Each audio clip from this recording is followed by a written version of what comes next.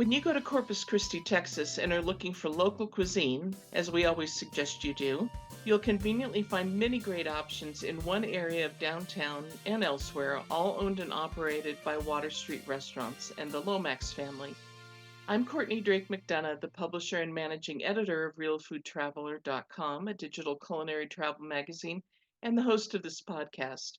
My guest today is Richard Lomax, who's the president of Water Street Restaurants, and we're going to find out today about those restaurants, the history of them, and their varied concepts. Richard, thank you so much for joining us today. Yeah, thank you so much, Courtney, for having me. Yeah. Pleasure.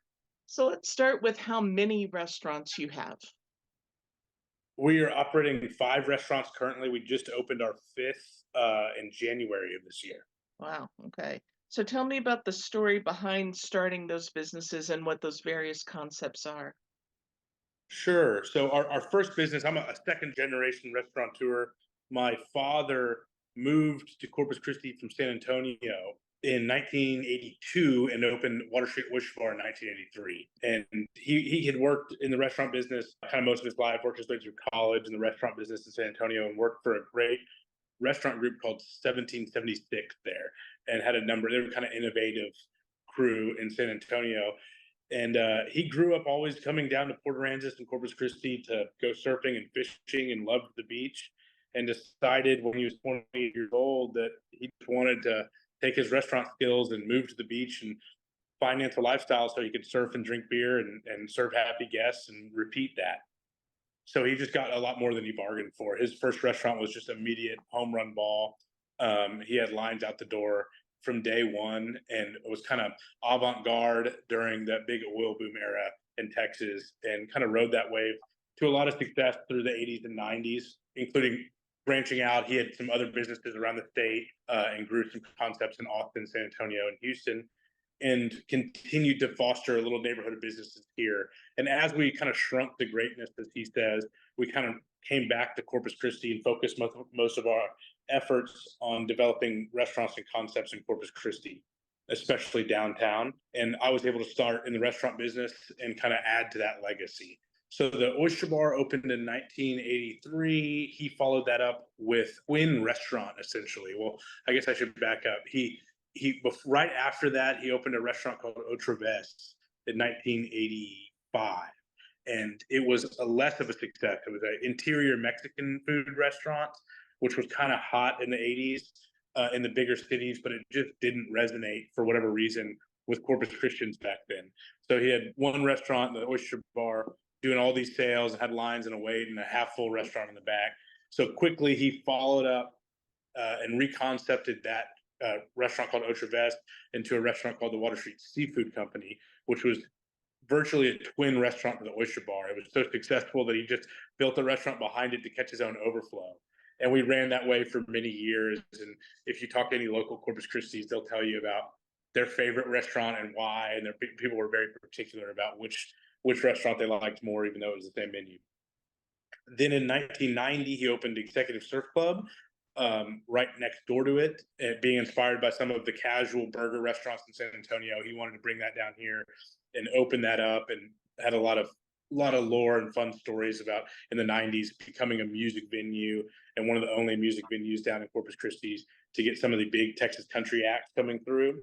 And then we went on, as he grew his restaurants across the state, we opened some other concepts that are now closed. One called Agua Java, that was like a coffee shop in 2003, and a fast food restaurant called Tailfins in 2011, or 2011, I think, is when we opened that one. So that led us here to today, where I've opened a few more restaurants to our 5 that we're running right now. Since I came back in the family business, we've opened Elizabeth at the Art Museum. We opened Water Street Central Kitchen, and we've reopened in that same building that Otra Vez was in 1985, another Tex-Mex restaurant. And this one has been kind of a smash hit success. The locals really are responding to it, and it's much more in the vein of the authentic Tex-Mex cuisine that was kind of invented in our area. So that's kind of those are the concepts we're running now, and the brief stories behind all of them. I'd love to dive into more detail if we have the time. Yeah. Well, let's talk about just so people can, really kind of target where they might want to go when they come down of your concepts. Can you tell us the name of each restaurant and a little description of what each one is? Yeah, absolutely. So as the restaurants we're running right now, we've got the Water Street Oyster Bar, and that's kind of your classic Gulf Coast seafood house in a industrial port city setting. It was built in an old transmission shop that was built in 1944, and we reconcepted it in 1983. And you'll find local fare, locally caught fish. We grow our own oysters, and then kind of the classics, mesquite grilled, simple Gulf Coast seafood there. Okay. And then we've got Elizabeth at the Art Museum. So that's kind of a unique concept to our group. It's a place to escape and enjoy the water views of Corpus Christi and overlooks the port and enjoy a eclectic Mediterranean menu tucked away in the local art museum. El Camino is our newest concept. It's mesquite grilled fajitas and freshly squeezed margaritas in a nostalgic South Texas dining room with massive sunny patio to go drink margaritas in. The Surf Club is the one that was built in 1990, the live music venue. And we kind of think of that concept as sharing the Texas beach culture with the world and serving burgers, beer, and live music. And then finally, we have Central Kitchen. And that is kind of a nostalgic Americana style bakery with old world culinary roots. It's got like a lot of French influence kind of hidden in there, but wrapped in very approachable baked goods. So you'll see scratch made sourdough breads, brioche, challah, and a number of ryes, and basically scratch made breads that our pastry chefs are doing. Some simple pastries and pastries like kolaches, muffins, scones, and then of course we do some like good packaged goods. Canned. We're about to do some more canned goods too. So that one should kind of remind you of kind of have that New Orleans vibe, a mixture of American and French. Yeah, I got to go to Central and to Elizabeth's, and they were both delicious. I particularly loved Central. I loved the decor on the wall, the Thank aprons you. hanging, and I mean, you really put a lot of attention to detail in each one so that they feel individual. To clarify something, just so I understand, I know Elizabeth's is at the museum, like you said. Are all the others all in that one block downtown? Yes. Okay. Yes, ma'am. So we have a block. The real estate here we call it Water Street Market, and there's some other shops that we don't operate that we have like kind of curated friendships and relationships with locals that are offering other restaurants and or retail. One of which is Lucy's Snack Bar. They're doing a great job, and we have a Wildflowers local home goods store here. So all of our four of our five concepts are located all on this block at Water Street Market. Okay. And if you didn't know, I mean, for our readers and listeners, if you didn't know that four of those were all under your purview, you would never know. I mean, that's the Right. amazing thing is they have a completely different concept. They're very individualized, which is a blessing and a curse, you know? Yeah. Yeah. So what was the plan always to have numerous restaurants and to have them each be a different concept? I know you mentioned initially your dad kind of had the twin restaurants, but since then. Yeah, so we early on did a lot of when I got back in the family business, we did a lot of kind of work on what we wanted to be, our mission statement, the vision for the companies, what fit my desires and my logistics. And I wanted to raise my family here and move my wife here uh, that I met in college. And I kind of grew up seeing that while it is much simpler to replicate the same concepts over, like if we just had five oyster bars, that would be a lot easier on me, and we could dial in quality and systemize and standards for service easier, and probably have more thumb on it. It's also extremely taxing. I saw my dad basically flying around the state when I was younger, and having to juggle all those balls in multi different cities and manage the different workforces and trying to keep your culture alive, being that spread out. I saw how taxing that was for on the restaurants themselves, and then on my dad as a business operator. He just cared so much about the quality and the products he was putting out, and how much time that took. So I just knew that wouldn't probably work for me and my wife. I wanted to live in Corpus Christi. I love it here. I love fishing. I love going to the beach. I want to spend time with my family. So we knew that if we were gonna, write our success story, it was gonna be in the coastal bend of Texas. So in order to do that, I couldn't have 5 oyster bars or 5 surf clubs in a small kind of tertiary market city like ours. So I knew that I had to kind of find niches to exploit in the area. So we made an early decision that we were going to be multi-concept, multi-unit operators and try to be great at that. Which is a very different animal than replicating the same thing over and over again. As fun as it is for the accolades of these new unique concepts, it is extremely difficult to try to keep them that uniqueness alive and explain that to managers and leaders in each unit, and especially as you transfer employees from one unit to the other, to have those skills apply elsewhere without being redundant, and to them trying to shape it into what they've learned in that unit. Um, I don't want to get too in the weeds on that, but the short answer to your question is yes, we made an early decision. We wanted to be multi-concept, more multi-unit. That's really interesting. You said that. I never thought about the behind the scenes employees side of having a variety of concepts and maybe moving people around, that there would be a learning curve there. I just was thinking about the being diners on the receiving end. So Yeah, that's an interesting struggle that you have to deal with. it's funny, just cultures exist in every little business, every little family, every little household has its own culture forming, and it's just funny to watch that exist in each one of our. I would liken it to children. Each one is very unique in they're their own thing, and you try to teach them the same values, but they have their own unique personalities. That's a great way to put it. Great Mm. analogy. It makes total sense. So when you are thinking about these different concepts, I mean, do you do a focus group? Do you do that kind of thing, or do you do some research on what seems to be hot right now, or is it more less about trendy and more about what you think will be just good staying power and that you can pull off?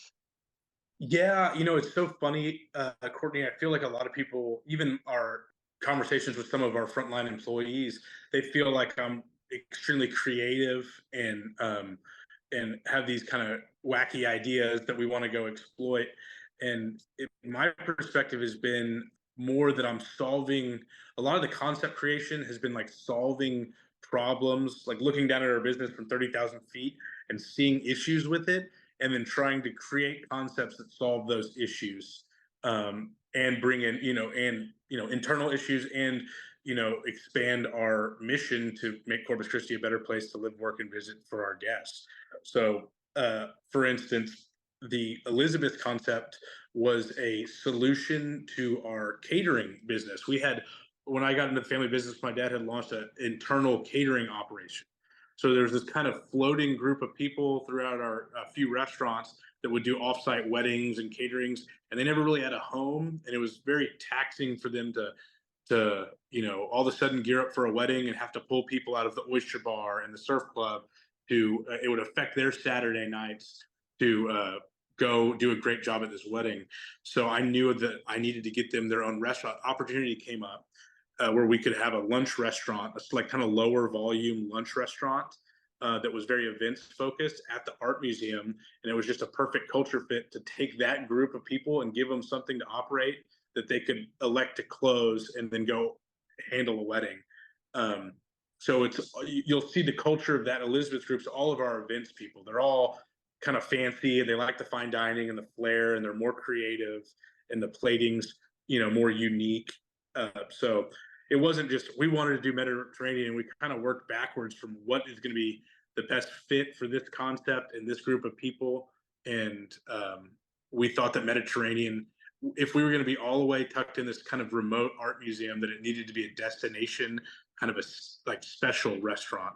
So that's why we picked a menu that's not really that's pretty unique or eclectic for our market. So we thought we needed to be kind of the only unique tapas and Mediterranean restaurant here to be top of mind.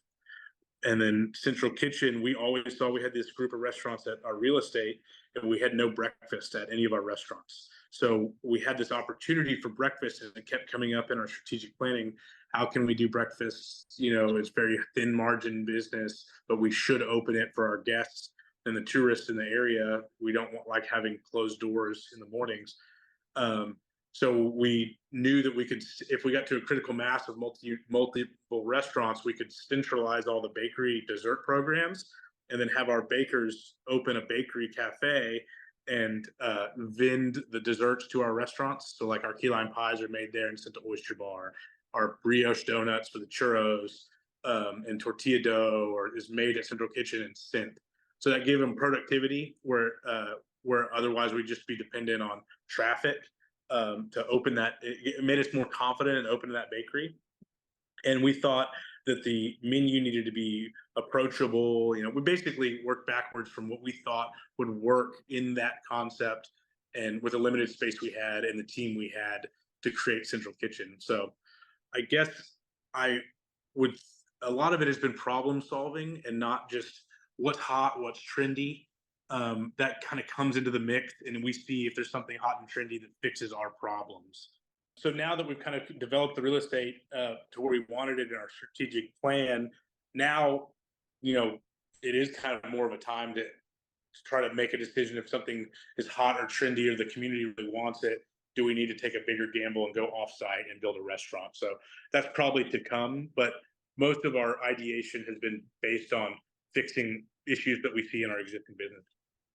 That makes sense. Something I was really curious about, as I've said, your concepts are pretty varied. So, you've got the bakery, you've got oysters, you've got sushi. Those are all specific sets of talents and knowledge base. I mean, my gosh, baking versus sushi, they're so different. Mm-hmm. So how do you, besides hiring people who know how to do those things, how do you kind of wrap your brain around we're going to have a bakery and we're going to have a sushi place, and that means completely different marketing and completely different equipment and decor and everything? I mean, they're so very, very different. How do you go into those with a level of expertise and confidence that you have that expertise?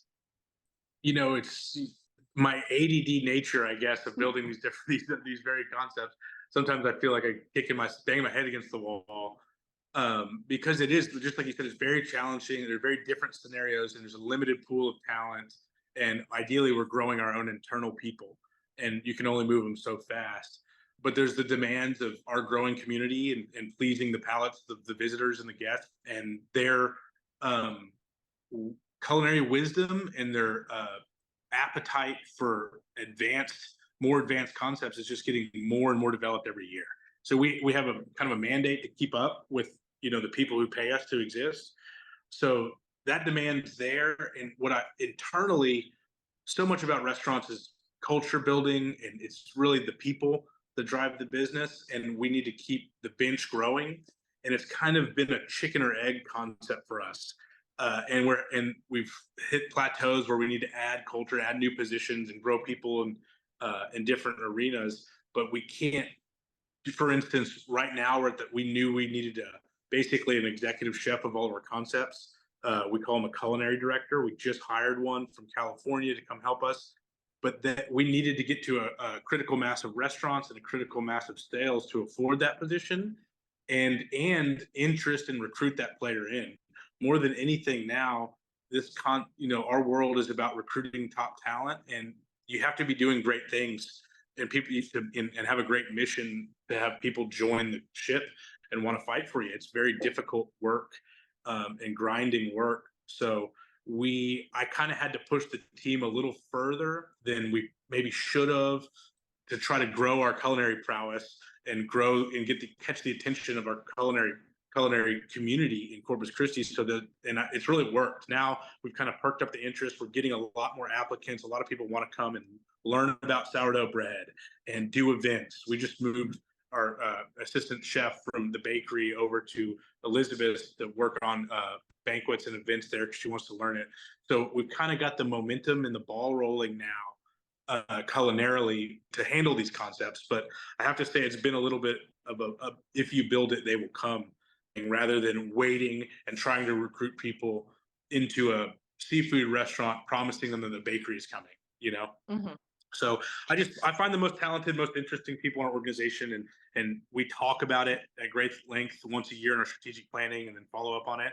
And then the strong leaders raise their hands and dive into these initiatives, and it's been awesome. It hadn't been perfect. There's certainly been rocky roads along the way and all that, but it's been really fun to watch the organization grow and the team grow.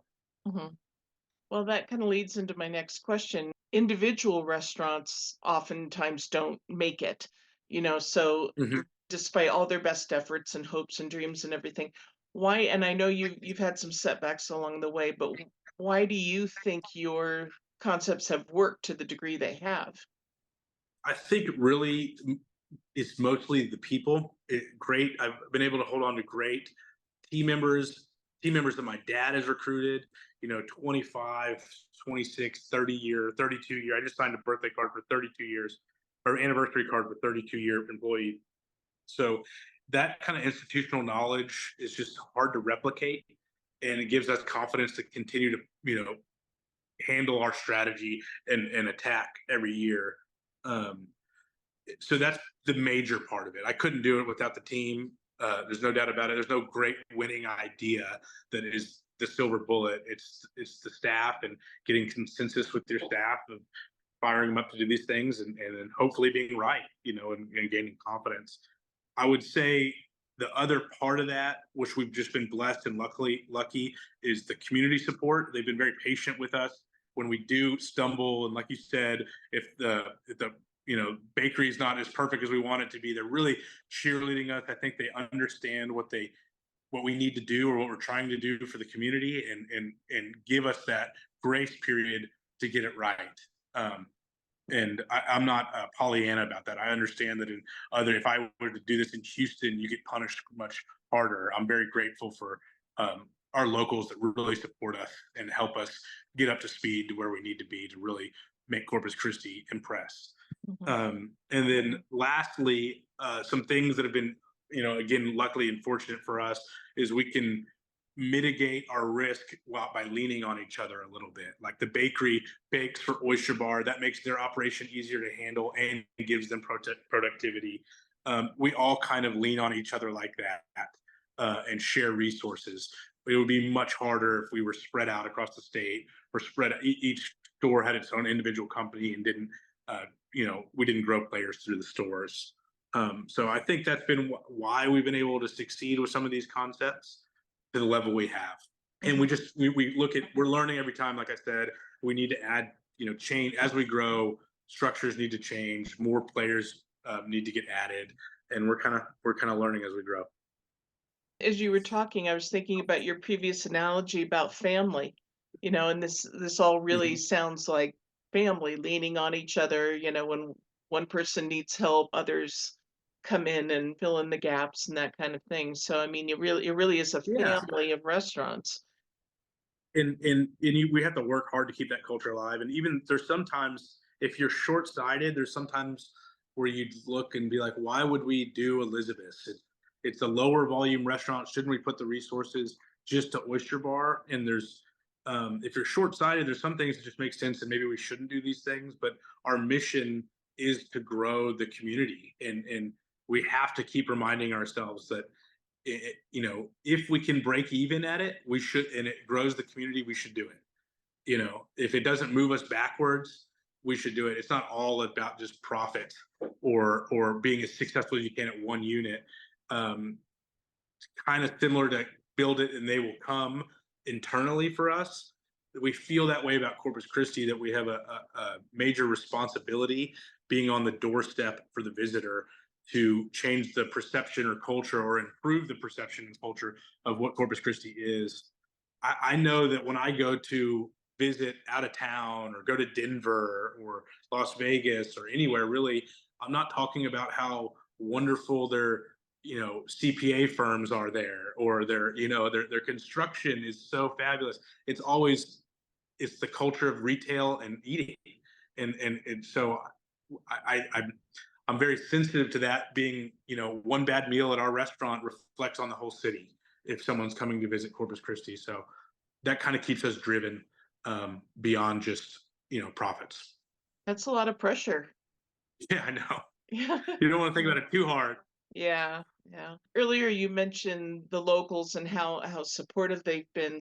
Local is a big thing with us for Real Food Traveler. Mm-hmm. We want to encourage people to travel, but when they go, we want them to experience the local cuisine and not just going to local restaurants, but Right. what are iconic food and drink for the area, or methods used, or ingredients that you couldn't get elsewhere, or that are very site specific? Because our feeling is, if you're going to go to a place, one of the best ways to really feel like you've gotten to know it is through the food and drink scene. So in terms of Corpus Christi and your restaurants in particular, are there certain dishes, certain drinks, certain types of ingredients, ways of doing things that really say Corpus Christi that our readers and listeners should be sure to look for?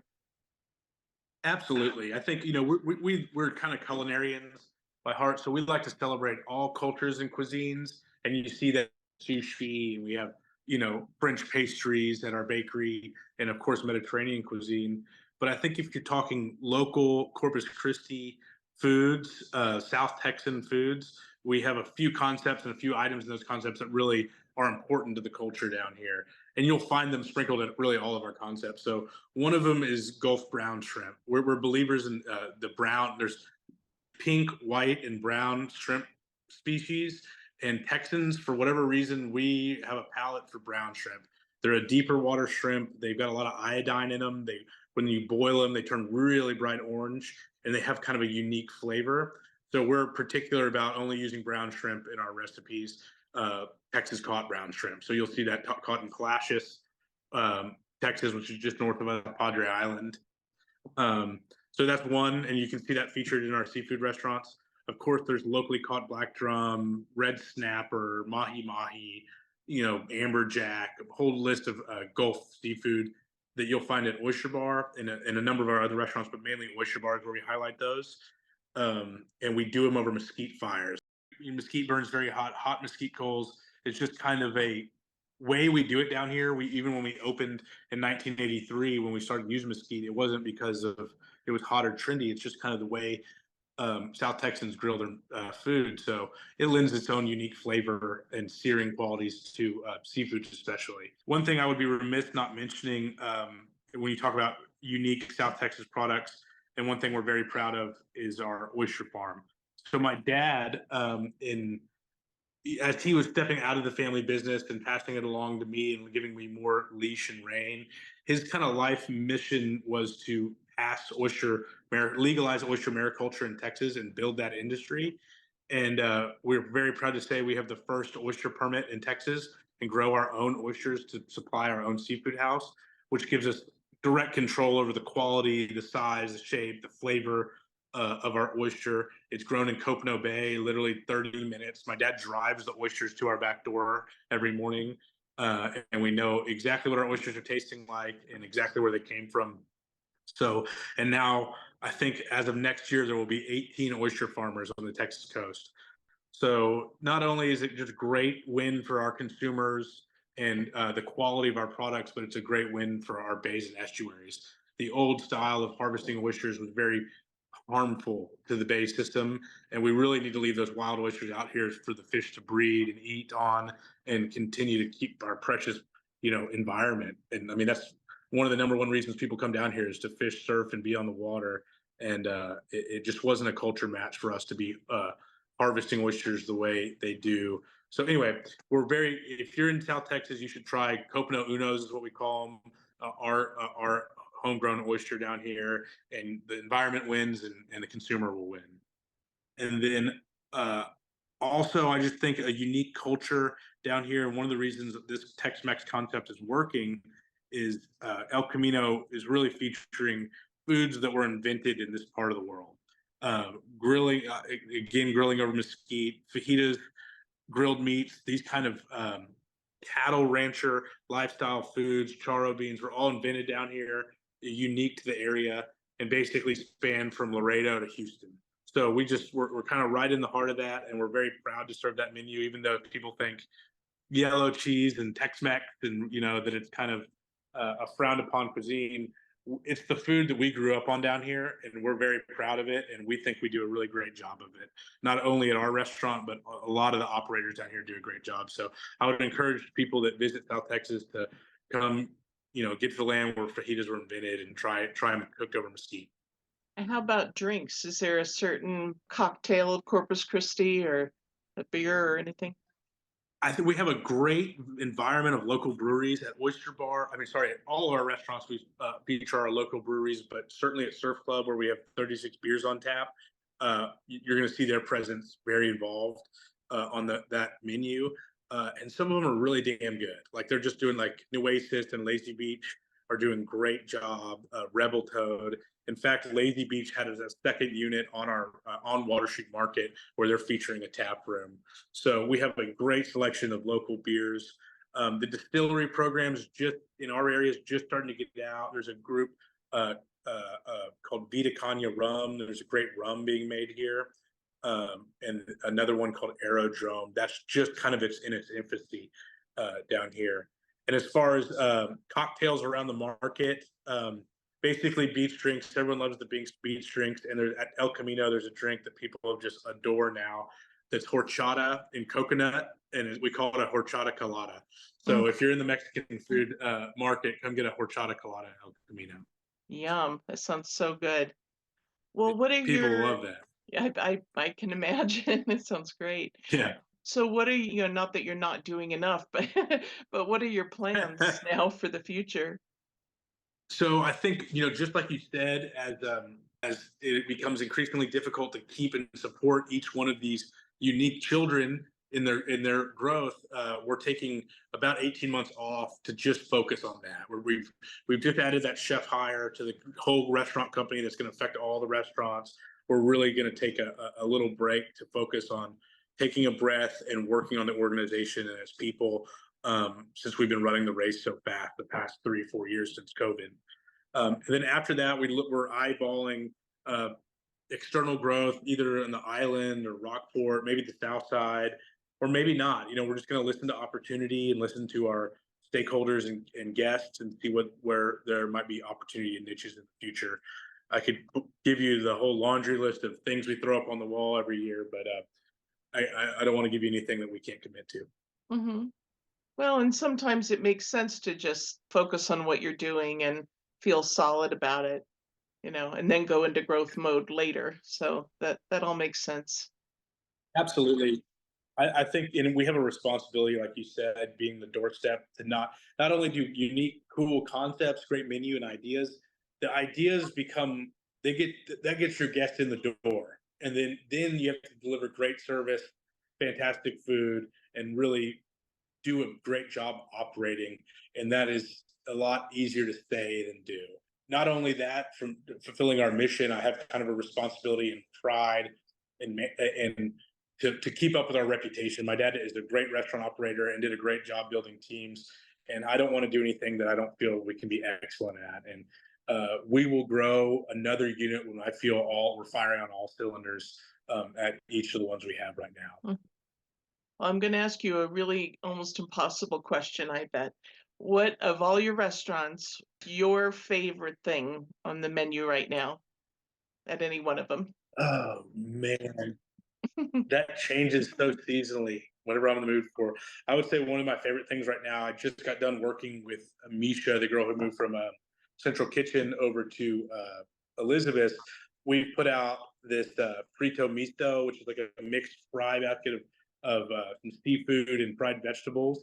And she has some briny stuff in there, and she put some peppadew peppers and broccolini, and so it's this really lightly fried variety basket with pimentone aioli. And I just think that with a glass of white wine overlooking the port on a summer day, it just couldn't be beat.